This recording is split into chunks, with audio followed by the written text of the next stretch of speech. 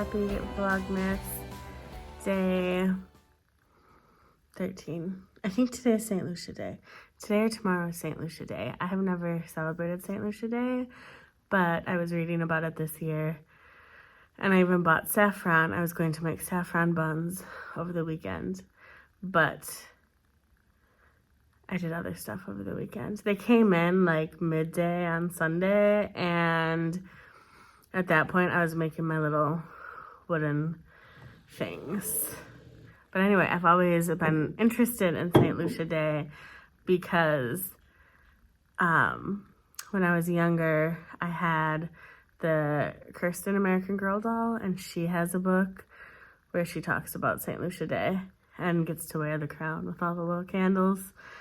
I always wanted to do that. I am at church right now. This morning I was going to get ready, and then I was going to come here earlier than I did, but my dog wanted to hang out. And since I knew I would be here late tonight and I'd be working later again tonight since I'm here, when I'm hanging out here, I just bring work and use the time to get work done. So I decided to take a few hours and just relax and hang out with her.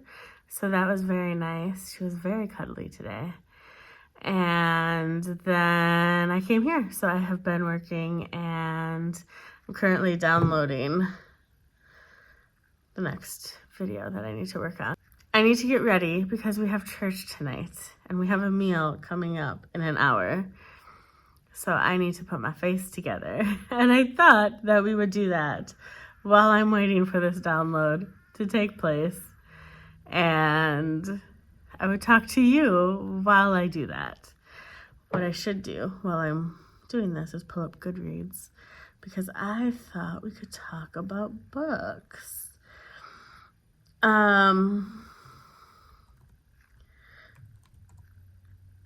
Especially since I made that whole video on 5 books that I want to read this December.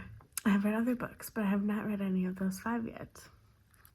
Okay, so since that video that I posted, I have read Home for Christmas by Courtney Cole.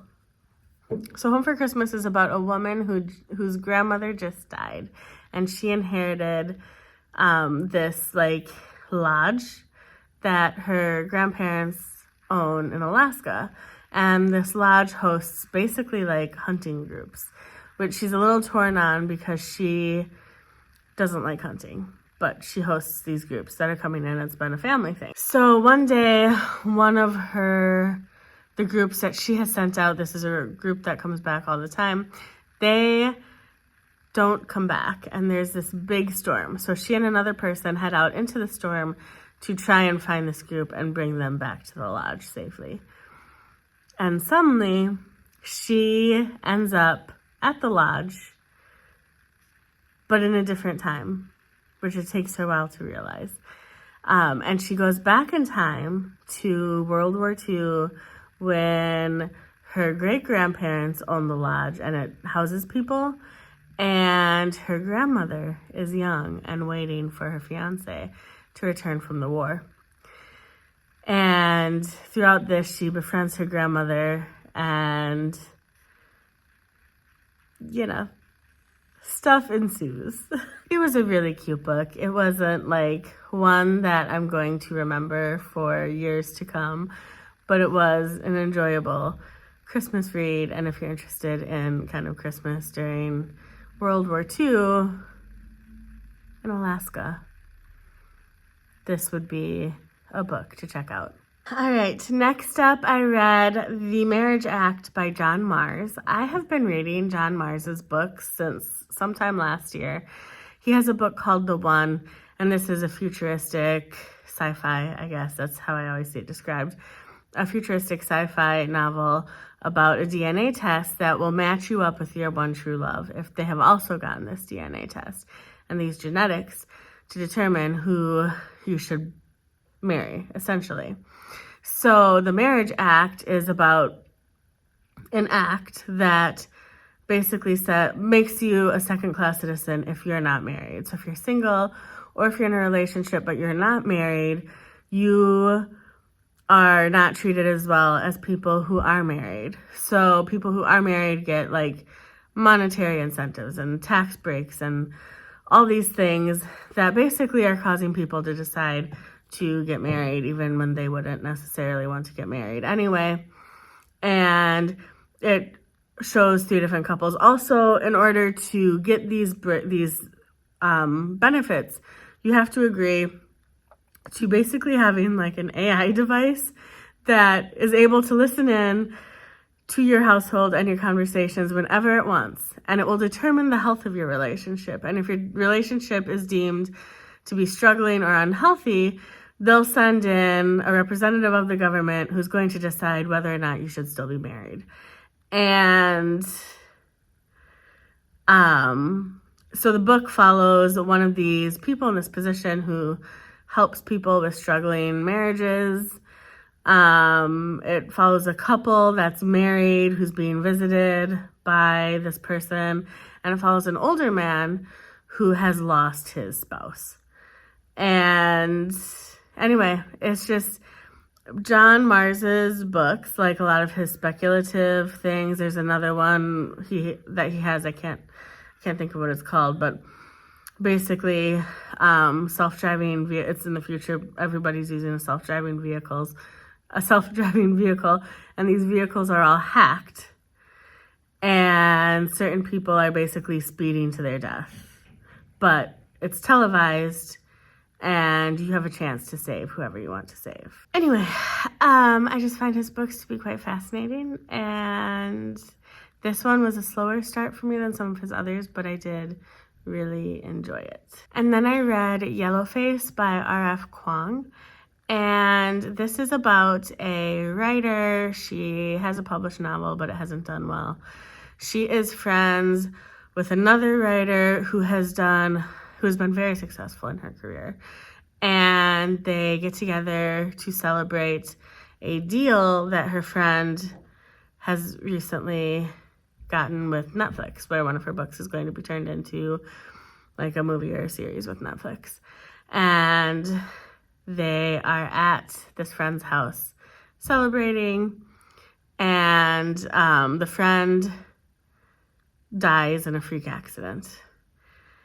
And before she dies, she had been sharing about the new novel that she had written, which is about Chinese laborers during World War I.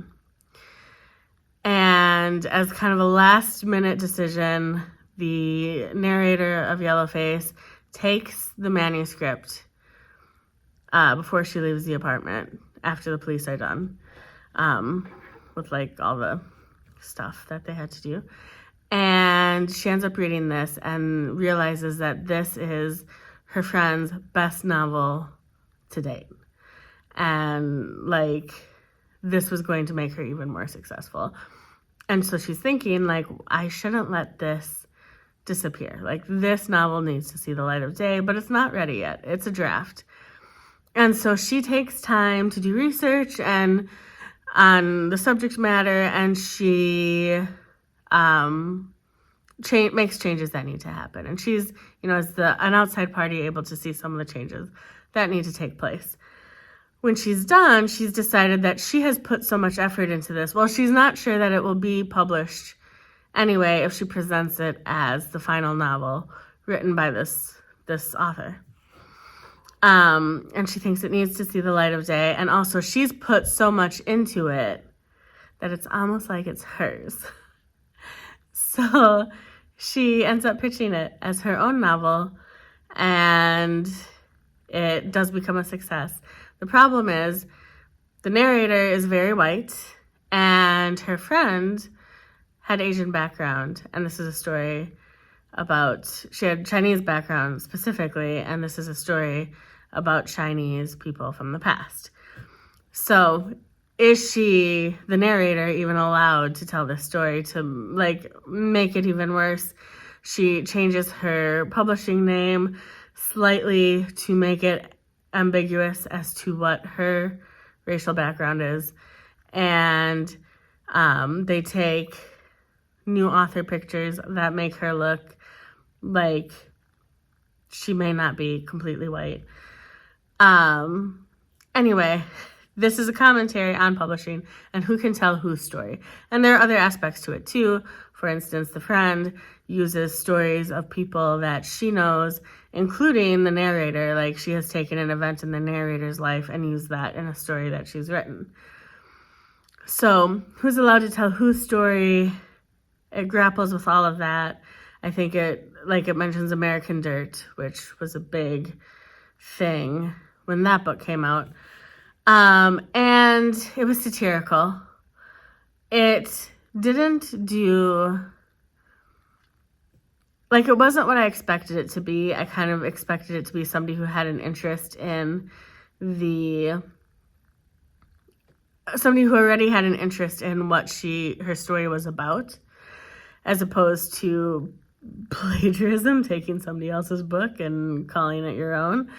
Additionally, I don't think you're not supposed to like the narrator. I'm not sure if you are supposed to like any of the characters, to be honest. Everybody has a mark against them. But I just really, it didn't ask the questions, I guess, necessarily that I thought it would ask in the way that I thought it would ask them. It was more like this narrator is really jumping through hoops to justify what she's done, because essentially she took writing that wasn't hers and called it hers. Yes, she put a lot of effort into it, but editors put effort into the books that they edit. I don't know. I just felt like she had to jump through a lot of hoops to make the things that she was doing okay. And then all this other stuff, I thought it would be like somebody who had an interest in the subject matter of the story and asking these questions. So it was good.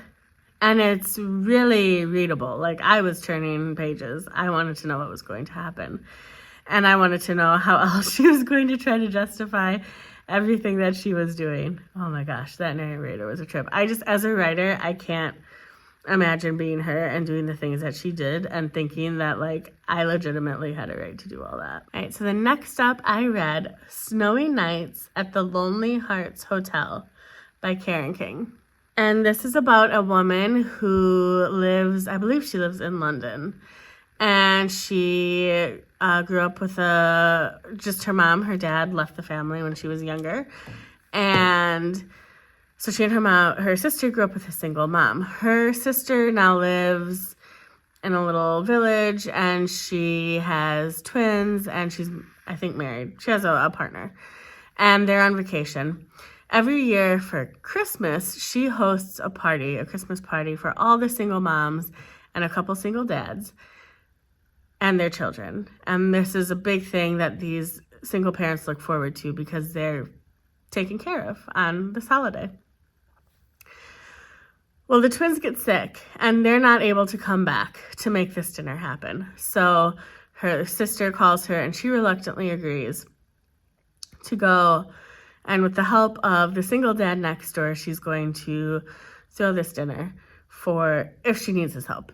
She's going to throw this dinner for these single parents. She even cancels her usual plan of attending her friend's Christmas party, but that even doesn't happen. Saffron. Yes, Saffron. Safi is attracted to the single dad next door. And he might be attracted to her too. Anyway, it was a cute story. Definitely, again, not one that's gonna live with me forever, but I really enjoyed it. And out of the 2 Christmas books that I have read so far, I would recommend this one over the other one. But both of them were really cute and totally worth reads during the holiday season. Finally, I read The Secret of Chimneys by Agatha Christie. And if you watched my vlog on Sunday, you know that I was actually supposed to go see a play with my mom at Theater in the Round in Minneapolis. They had to cancel on Sunday because of illness among the cast and crew. So we didn't see it, but it was basically an adaptation of this book. And I enjoy Agatha Christie, but like not everything that Agatha Christie does. This wasn't like my favorite, but it wasn't my least favorite. It was, if you like Agatha Christie, definitely take a look at it. If you think you might like Agatha Christie, take a look at it. It doesn't follow Marple or Poirot, The Secret of the Chimneys. I'm glad I read it. I usually read like an Agatha Christie during the winter at some point. So this year, it was The Secret of the Chimneys. I would have enjoyed the play, I think. I am kind of bummed. I'm not like, it was nice to have the day at home, but it would have been fun to see this play. And it was the world premiere of the play. That would have been cool. I am currently almost done with Prince's memoir, The Beautiful Ones. I'm about halfway through it, and I'm now at the point that is actually written by Prince. In order to make the book work, he was working on it with somebody. This person had to tell the whole story of basically working on this book with Prince. And now we're at what Prince has written. So that has been good. There's a quote from that has stuck with me. And I'll talk about that another time, probably. And then I am also reading Christmas at the Lodge by Anita Hughes, which is the book about the writer who is asked to attend her publisher's Christmas party, which she thinks will be held at his home in Connecticut. And then she's taken to the airport to board a plane to go to Wyoming. And she's sitting next to somebody that she like spills her guts to on the airplane. And it turns out that this person is her publisher's son. So I'm not very far into it yet. I'm like a chapter and a half into it, but so far, really enjoying it.